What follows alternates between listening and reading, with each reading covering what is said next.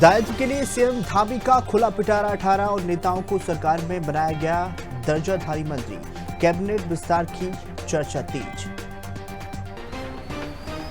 चारधाम यात्रा के लिए पुलिस की तैयारी शुरू। 15 सुपर जोन, 41 जोन और 137 सेक्टर में बांटी गई यात्रा। देहरादून में 35 डिग्री पारा पहुंचा। गर्म हवाओं से बढ़ने लगी परेशानी। फिलहाल प्रदेश में बारिश के आसार नहीं। देहरादून में मियांवाला का नाम बदलने पर लोगों ने किया विरोध। ग्रामीण ने कहा मियां मुस्लिम नहीं बल्कि राजपूतों की बिरादरी है। उत्तराखंड चारधाम यात्रा केदारनाथ के लिए 8 अप्रैल से हेलीकॉप्टर टिकट बुक होंगे। यात्रा रजिस्ट्रेशन अनिवार्य। उत्तराखंड में 30 अप्रैल से ही शुरू होने वाली चारधाम यात्रा की तैयारी जोरों शोरों से चल रही है। बताना चाहेंगे शीतकालीन के बाद ही अब चारों धाम के कपाट भक्तों के लिए खुलने जा रहे हैं। इस पवित्र यात्रा में देश भर से लाखों श्रद्धालु देवभूमि पहुंचेंगे और ऐसे में प्रशासन और शासन के सभी विभाग युद्ध स्तर पर यात्रा की सफलता सुनिश्चित करने के लिए जुटे हुए हैं। तो वही बीकेटीसी के मुख्य कार्य अधिकारी विजय प्रसाद ने बता दिया है कि चारधाम यात्रा को सुगम बनाने के लिए जिला प्रशासन, पुलिस और अन्य विभाग युद्ध स्तर पर काम कर रहे हैं। पीडब्ल्यूडी विभाग सड़कों को सुधारने में जुटी हुई है। यातायात के लिए सुरक्षित बनाने के लिए मेहनत कर रही है। इसके अलावा बर्फ से ढके रास्तों को साफ किया जा रहा है। टीमें गठित की गई हैं ताकि श्रद्धालु को कोई भी परेशानी ना हो और उनकी यात्रा का अनुभव बेहद आरामदायक हो।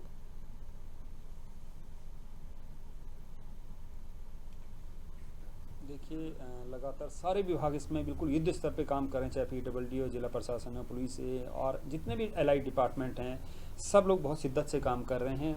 और जो रास्ते हैं आपको पता बिल्कुल इसमें ठीक हैं। और बर्फ़ जैसे केदारनाथ में बर्फ़, वहाँ पे अब लगातार लेबर काम कर रही है। बद्रीनाथ में भी आप बर्फ़ है अभी, लेकिन वो लगातार मुझे लगता है आने वाले समय में अप्रैल में थोड़ा टेम्परेचर हाई होगा तो बर्फ़ मुझे लगा 10 और 15 अप्रैल के बीच पूरी बर्फ़ पिघल जाएगी और कम से कम रास्ता जाने आने के लिए योग्य हो जाएगा।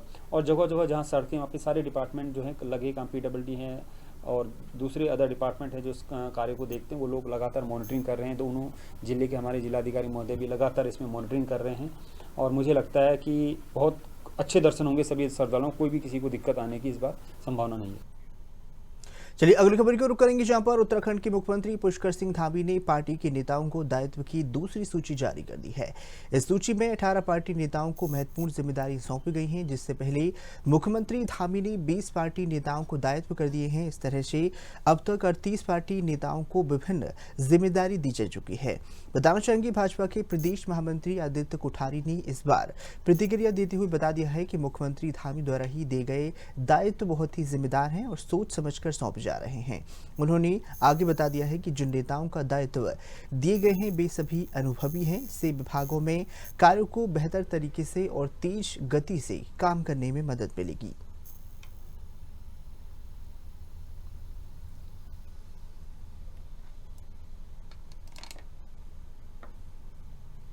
सबसे पहले मैं प्रदेश के मुख्यमंत्री आदरणीय पुष्कर सिंह धामी जी का आभार व्यक्त करना चाहता हूं। उन्हें धन्यवाद देता हूं कि उन्होंने समाज में कई दशकों से काम करने वाले ऐसे अनुभवी नेताओं को सरकार में जिम्मेदारी सौंपी है, जो लगातार विभिन्न क्षेत्रों में काम करते हुए बहुत लंबा अनुभव संजोए हुए हैं। और मैं समझता हूं कि इनको जिम्मेदारी देने से जहां एक और समाज की समस्याओं का समाधान करने में भी आसानी रहेगी, वहीं जिन जिन विभागों की जिम्मेदारी उनको मिली है उन विभागों के काम भी बहुत आसानी से आगे बढ़ेंगे। और ये जो सूची जारी हुई है, 20 लोगों की पहले जारी हुई है, 18 लोगों की ये दोबारा जारी हुई है। ये सभी 38 लोग बहुत अनुभवी लोग हैं, समाज के प्रति बहुत ही समर्पित हैं, निष्ठावान हैं और इसलिए मैं उनको बधाई भी देता हूँ, शुभकामनाएं भी देता हूँ और मुख्यमंत्री जी का पुनः आभार व्यक्त करते उन्हें धन्यवाद देता हूँ। चमोली उत्तराखंड में ही registrar general UCC doctor V श्रम मुग की अध्यक्षता में ही यूसीसी पंजीकरण को लेकर बैठक आयोजित की गई है। बैठक में ही यूसीसी पंजीकरण की प्रगति और पंजीकरण में आ रही समस्या पर चर्चा की गई है। उन्होंने बता दिया है कि 27 जनवरी 2025 से प्रदेश में यूसीसी लागू किया जाएगा। इसके तहत ही 26 मार्च 2010 के बाद हुए विवाह का पंजीकरण अनिवार्य होगा। पंजीकरण की फीस सामान्य सेवा में 250 रुपये और तत्काल सेवा में 25 रुपये है। निर्धारित समय के बाद ही विलंब शुल्क लगेगा। 2 महीने में ही चमोली में 8,061 पंजीकरण हुए हैं और राज्य स्तर में 60,000 पंजीकरण किए गए हैं। बताना चाहेंगे रजिस्ट्रार और सब रजिस्ट्रार को 2 चरणों में ट्रेनिंग दी जा रही है। इसको लेकर पंजीकरण प्रक्रिया में सुधार के लिए सुझाव दिए जा रहे हैं और यूसीसी वेबसाइट पर जानकारी हिंदी और अंग्रेजी में उपलब्ध है। हम लोग आज डिस्ट्रिक्ट चमोली में हमने सभी सब रजिस्ट्रार, नोडल ऑफिसर्स और डीएम के साथ हम लोग मीटिंग किए थे। यूसीसी के संबंध में हम लोग मीटिंग किए थे। इसमें अभी तक का प्रोग्रेस हमने पूरा रिव्यू किया है। हमारा इस जनपद में अभी तक 8,000 एप्लीकेशन का अप्रूवल किया है। सो ओवरऑल प्रोग्रेस ठीक है। इनका कर्मचारी का भी रजिस्ट्रेशन है प्रॉपर तरीके से कवर कर रखा है। सो हम लोग 2 राउंड ट्रेनिंग किए थे सभी सब रजिस्ट्रार और रजिस्ट्रार का, और रजिस्ट्रार सब रजिस्ट्रार द्वारा काफ़ी सुझाव भी दिए गए थे किस प्रकार का इसका सरलीकरण करना है, और इन लोग का द्वारा फील्ड में जो दिक्कत आते हैं इसको भी हमारा संज्ञान में लाए गए हैं। तो इसके लिए हम लोग शासन स्तर पर इसका जो क्लैरिफिकेशन हम इसका चारधाम यात्रा के नोडल अधिकारी राजीव स्वरूप ने बता दिया है कि इस बार यात्रा के दौरान ही श्रद्धालु पार्किंग की समस्या नहीं होगी। मुनि की रेती लेकर छोटे गांव और कस्बों तक पार्किंग की समुचित व्यवस्था की गई है ताकि श्रद्धालु आराम से गाड़ियां पार्क कर सकें और जाम की स्थिति से बचा जा सके। आगामी 30 अप्रैल से ही शुरू होने वाली चारधाम यात्रा के लिए अब तक 12 लाख से अधिक श्रद्धालु ने पंजीकरण करवा लिया है। कर दिया है कि जो पार्किंग के लिए और ऑलरेडी जो होल्डिंग एरियाज जो हैं उसको हमने उसको ठीक किया है। प्लस जो आपको जो श्रीधामों के पास में जैसे कि सोनप्रयाग है वहाँ पर एडुकेट जो पार्किंग फैसिलिटीज़ है उसको ठीक किया गया है। साथ साथ जो आप अगर यहाँ से अगर आप जाएंगे, अगर आप मुनि की रेती से अगर आप जाएंगे तपोवन, तो अगर जहाँ पे हमें होल्डिंग एरियाज करने हैं तो उसमें जो छोटे छोटे जो पैचेस हैं, छोटे छोटे जो कस्बे हैं जैसे ब्यासी, तो वहाँ पे भी छोटे छोटे जो है वो पार्किंग को हम लोगों ने व्यवस्थित किया है। साथ यही आप ये देखिए कि यमुनोत्री मार्ग में भी इसी तरीके की सिचुएशंस हैं। तो सारा इसमें हमारी पूरी तैयारी भी हो गई है और उसको कंप्लीटली आप ये समझिए कि जो डिस्ट्रिक्ट एडमिनिस्ट्रेशन और जो कंसर्निंग जो विभाग है और पुलिस डिपार्टमेंट PWD इसमें साथ समन्वय करके हम सारे इसको फैसिलिटी को डेवलप कर रहे हैं। इस बार की चारधाम यात्रा को हरित यात्रा बनाने के लिए तैयारियां जोरों से चल रही हैं, जिसमें इलेक्ट्रॉनिक वाहनों से चार्जिंग पॉइंट स्थापित किए गए हैं। देहरादून RTO सुनील शर्मा ने बता दिया है कि यात्रा रूट पर 36 चार्जिंग पॉइंट बनाए गए हैं, जहां पर 45 से 60 मिनट में फास्ट चार्जिंग होगी। ई वाहनों की आने की उम्मीद में 20 से 30% तक है, जिसके अलावा सभी निजी वाहनों में डस्टबिन रखना अनिवार्य होगा ताकि यात्रा के दौरान सफाई बनी रहे।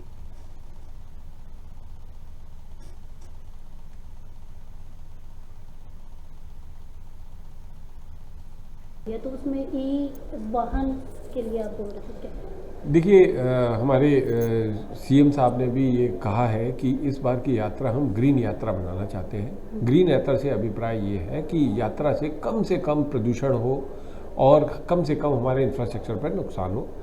जहाँ तक परिवहन विभाग का सवाल है, हमारे लिए ग्रीन यात्रा का मतलब है कि ज़्यादा से ज़्यादा ई व्हीकल हमारे यहाँ पर आएँ और जो दूसरे व्हीकल आएँ उनसे गंदगी ना हो, उसके लिए डस्टबिन को प्रमोट करना है।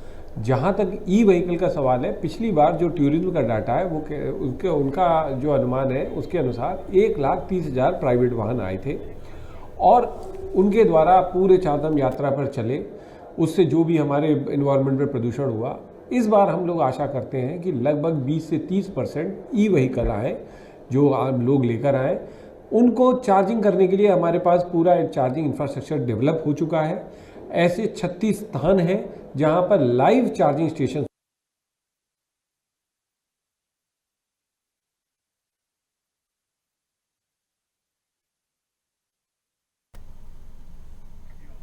बात कर रहे थे जोशीमठ की, जहां पर जोशीमठ में ब्लॉक के पांडुकेश्वर गांव में भगवान रामचंद्र जी की 10 दिवसीय लीला का समापन हो गया है। हर साल भगवान कुबेर जी के मंदिर में आयोजित इस लीला के अंतिम दिन ही भगवान रामचंद्र जी का राजतिलक किया जाता है और वे 14 वर्षों का वनवास समाप्त कर अयोध्या लौटते हैं। इस मौके पर सैकड़ों राम भक्त उपस्थित रहे, जिन्होंने ढोल नगाड़ों के साथ ही पुष्प वर्षा की है और भगवान रामचंद्र जी का भव्य स्वागत हुआ।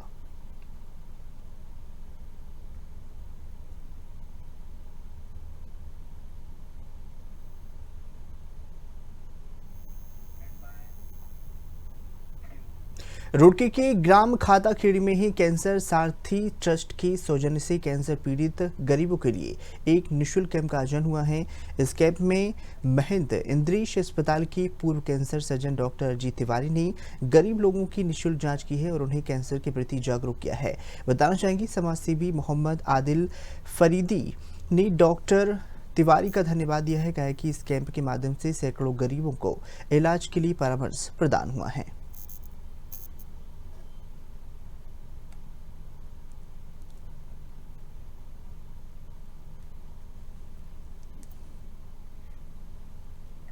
देना चाहता हूँ समाज सेवक आदिल फरीदी और सुमित प्रजापति जी का, जिन्होंने ये कार्यक्रम का पूरा अरेंजमेंट कराया है और हमें एक अपॉर्चुनिटी दी है कि अस्पताल से निकलकर समाज में आके लोगों को, नॉर्मल लोगों को, सिर्फ मरीजों को ही नहीं, कैंसर के बारे में जागरूक करना।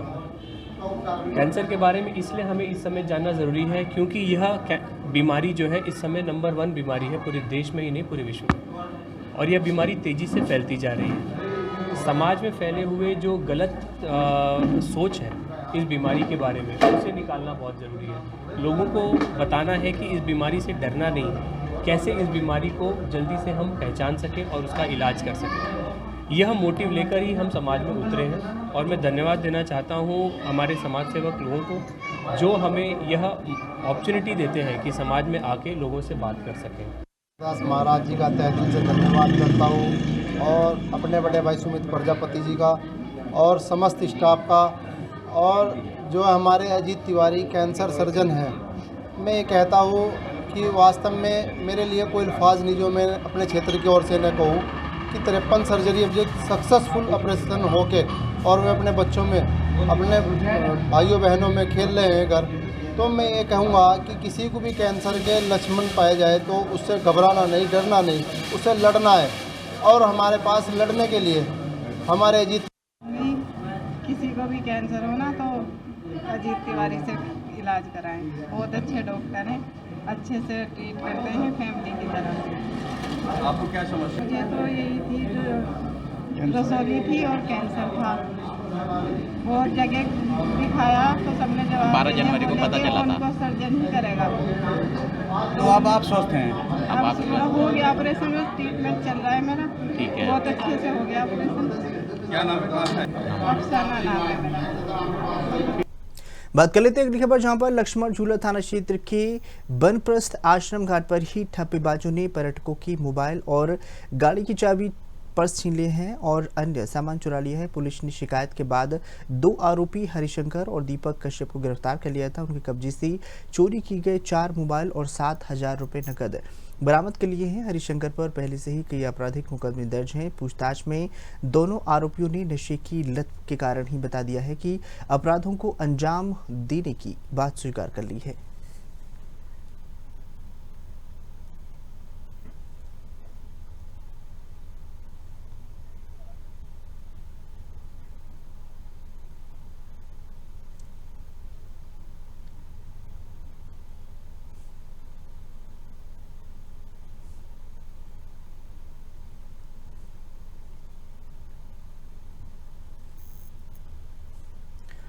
तो बताना चाहेंगे 2 गिरफ्तार सामान भी बरामद कर लिया है। पुलिस लगातार तफ्तीश कर रही है पूरे मामले की, जहां पर लक्ष्मण झूला क्षेत्र में ठप्पेबाजी करते हुए लोग पकड़ा गए हैं।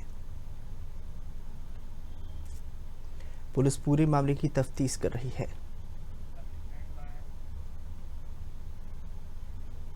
मुख्यमंत्री पुष्कर सिंह धामी के निर्देशन पर ही जिलाधिकारी संदीप तिवारी ने बद्रीनाथ और हेमकुंड साहब यात्रा मार्ग के खतरनाक स्थलों का निरीक्षण किया है और उन्होंने बीआरओ और NHIDCL अधिकारियों से सुधारीकरण और कार्य करने की जानकारी दी है।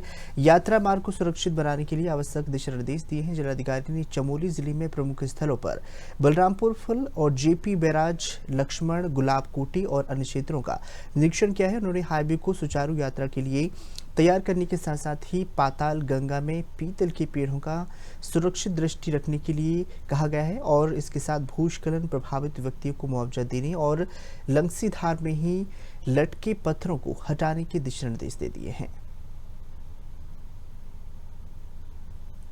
माननीय मुख्यमंत्री जी के निर्देश थे कि नियमित रूप से जो है मॉनिटरिंग की जाए सड़कों की, यात्रा मार्ग की। तो कल चमोली से बद्रीनाथ धाम का निरीक्षण किया गया, जिसमें 2 एजेंसीज हैं, NHIDCL और BRO। तो काम अच्छा चल रहा है, तीव्र गति से चल रहा है और आशा है कि यात्रा से पहले सुगम बना दिया जाएगा इन सबको। तो फिलहाल BRO के जो नए ब्रिजों का निर्माण हो रहा है उसमें अच्छी गति देखने को मिली है और लामबगढ़ में जहाँ पे कंजेशन पॉइंट रहता था वहाँ भी अच्छी कार्य प्रगति देखने को मिली है।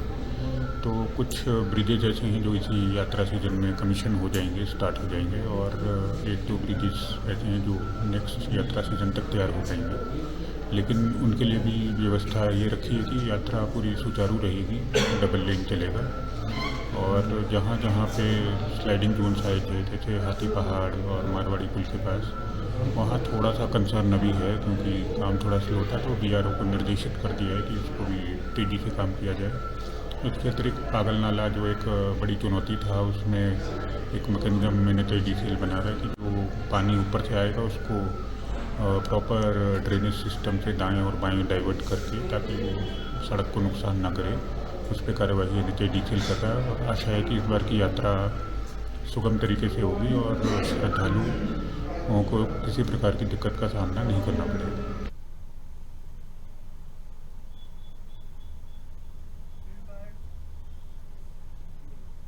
केंद्र सरकार द्वारा ही लाई गई वक्फ संशोधन बिल लोकसभा में पास हो चुका है और अब राज्यसभा में भी पास हो गया है। इस बिल को लेकर ही उत्तराखंड महिला आयोग की नवनियुक्त उपाध्यक्ष शायरा बानो ने केंद्र सरकार का आभार व्यक्त कर दिया है। शायरा बानो ने बता दिया है कि बिल समाज की भलाई के लिए लाया गया है। इसके माध्यम से जहां पर वंचित मुसलमानों को उनका अधिकार मिलेगा तो वहीं महिलाओं के लिए नई दिशा और अवसर भी खोले जाएंगे। उन्होंने बता दिया है कि वक्फ की जमीन कुछ लोगों ने कब्जे में कर रखी है। अब हॉस्पिटल, शैक्षणिक संस्थान और अन्य गतिविधियां चल सकेंगी जिससे गरीब मुसलमानों को इसका लाभ मिलेगा। यह बिल समाज में सुधार लाने के लिए एक महत्वपूर्ण कदम है।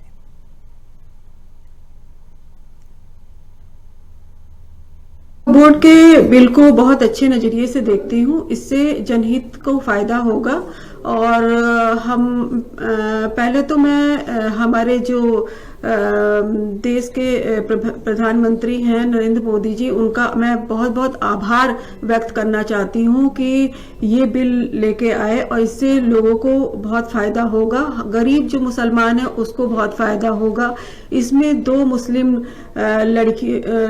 लड़कियों को रखा जाएगा और इसमें जो गरीब जो मुस्लिम लड़कियां हैं, बहन बेटियां हैं, उनको जमीन की उत्तराधिकारी होंगी और उनको इसमें पहले तो खाली पुरुष प्रधान ही उत्तराधिकारी होते थे। अब जो है इसमें महिलाओं को भी उत्तराधिकार दिया गया है और उनको भी। उत्तराखंड में ट्रैफिक डायरेक्टर और पुलिस महानिरीक्षक नारायण सिंह हाल ही में हरिद्वार पहुंचे, जहां पर उन्होंने जनपद पुलिस मुख्यालय और SSP अन्य राजपात्रित अधिकारियों के साथ ही एक महत्वपूर्ण बैठक आयोजित की है। इस बैठक में मुख्य रूप से चारधाम यात्रा, कांवड़ मेला और 2027 के कुंभ मेले के दौरान यातायात व्यवस्था पर विचार किया है। साथ ही ट्रैफिक प्लान तैयार करने और पार्किंग व्यवस्था को लेकर आवश्यक दिशा निर्देश दिए हैं। अधिकारियों ने इन बड़े आयोजनों के दौरान ही यातायात की सुचारू व्यवस्था बनाए रखने की अपील कर दी है।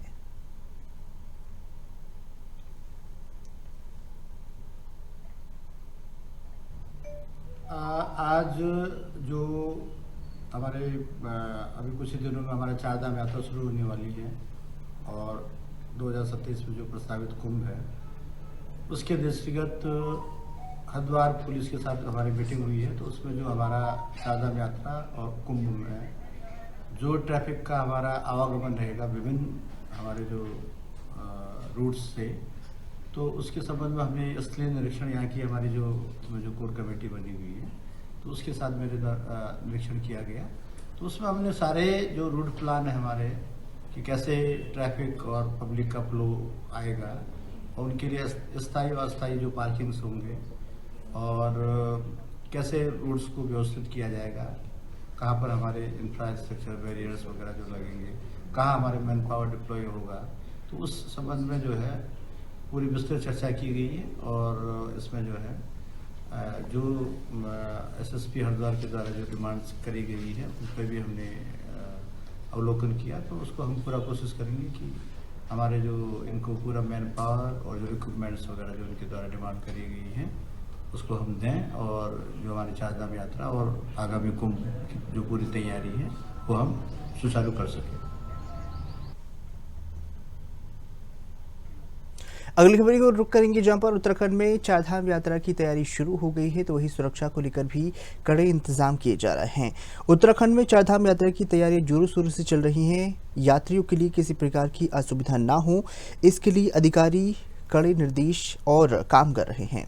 हालांकि इस सब के बीच एक महत्वपूर्ण पद अभी तक कोई नियुक्ति नहीं हो पाई है, जैसे कि बीकेटीसी बद्रीनाथ केदारनाथ मंदिर समिति के अध्यक्ष की कुर्सी अभी तक खाली है, जो यात्राओं की सफलता के लिए महत्वपूर्ण भूमिका निभाती है।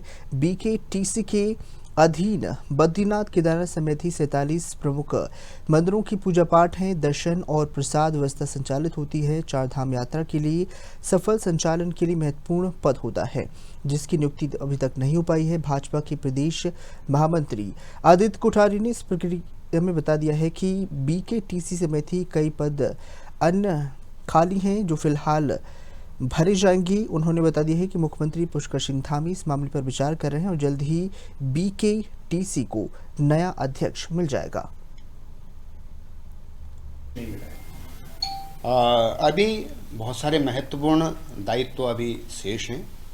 बद्रीनाथ केदारनाथ मंदिर समिति में अध्यक्ष और उपाध्यक्ष भी शेष है, वन विकास निगम में भी शेष है, गढ़वाल मंडल और कुमाऊं मंडल विकास निगम भी शेष हैं। ऐसे कई महत्वपूर्ण जिम्मेदारियां भी देने को बची हैं और मैं समझता हूं कि माननीय मुख्यमंत्री जी इस पर मनन कर रहे हैं, मंथन कर रहे हैं, सभी से परामर्श कर रहे हैं और जल्दी ही उन जिम्मेदारियों पर भी हम कार्यकर्ताओं को मनोनीत करेंगे। चारधाम यात्रा